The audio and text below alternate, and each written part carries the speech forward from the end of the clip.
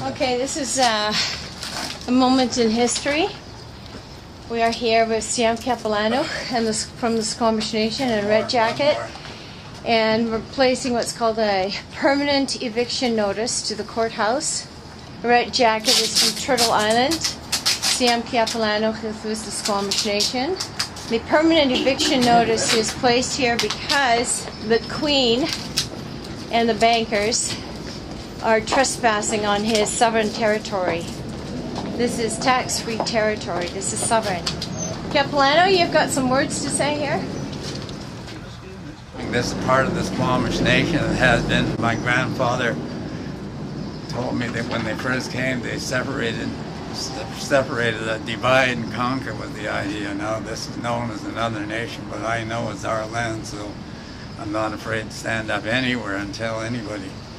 Red Jacket, you got a few words? Yeah, I'm Red Jacket. I'd like to tell the people that for 537 years since the two-row wampum belt was put in place, it was total destruction. And if we don't correct these here alterations that our judges in the justice system, so-called justice system, I never heard such a farce in my whole life. 60 years from now, this here earth, there's no changing back. It'll go into another Mars. Total destruction. Don't the judges understand this, or they sleep? Who taught them? What university taught them?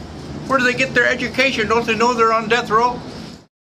We just finished entering and going through a procedure at the Richmond Provincial Court, and what happened was my name got called out. I didn't correct her, which I was kind of thinking of doing, but then I thought, okay, I'm just going to present myself as who I am standing in front of her, because she seemed actually quite like a nice judge. So when she said, when I stepped up to the mic, I said I claim common law jurisdiction. She right away rattled off all the charges and wanted to ignore that statement, and then she asked me, how do I plead? And I said, I do not consent, and I waive the benefit. And I think that's a really powerful statement that I want to teach to a lot of people, because when you enter a plea, you enter into a contract. Whether it's guilty or not guilty, it is their way of saying you have understood the jurisdiction that they want you to respond with. And the guilty or the not guilty is something that you actually perjurize yourself with. So when I said I do not consent, meaning I do not consent to you making any legal determinations against me, I do not consent to your jurisdictional claims against me, and I do not consent to contracting with me. Quite final with that. And because I had claimed common law jurisdiction at the beginning of my statement to the judge, she realized that I knew what I was doing, and she dismissed the case right away. So I'm really, really pleased with the outcome.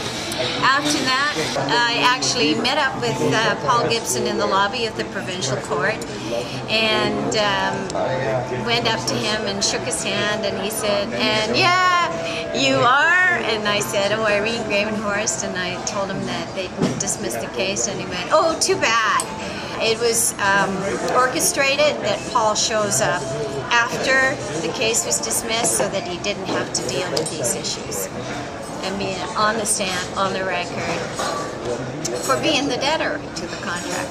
Oh, and I have to tell you that it's going to cost $3 billion. It's fine, ma'am. Okay, thank you. My whole thing is not to be angry at Paul. I know that somebody initiated that particular call on the charges, and they were hoping that I don't show up. But because I do show up with my paperwork through a lien, I was more than happy to collect it, to collect all the contracts that I have already put behind me, and Capilano has accepted, which is why we've created our bank. One of the reasons why I wanted to evict the courthouse is because we need a bank.